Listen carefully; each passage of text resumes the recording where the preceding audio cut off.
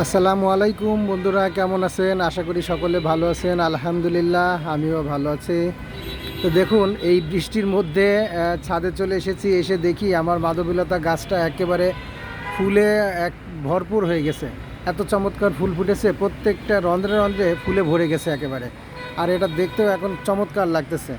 তাই ভাবলাম যে আমি শুধু একা দেখবো, এই জন্য আপনাদের সাথে একটু শেয়ার করার জন্য ভিডিওটা ধারণ করে ফেললাম।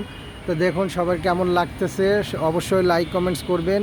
আর কমেন্টসে জানাবেন আসলে বৃষ্টি ভেজা ছাদে এই মাধবীলতার গাছগুলা কেমন লাগতেছে।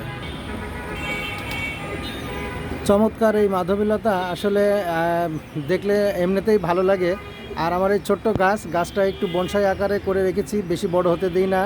সর্বোচ্চ হাইট 5 ফিট মতো আছে, এই আর কি। তা সবাই ভালো থাকবেন আর আমার জন্য দোয়া করবেন, বেশি বেশি গাছ লাগাবেন। আল্লাহ হাফেজ।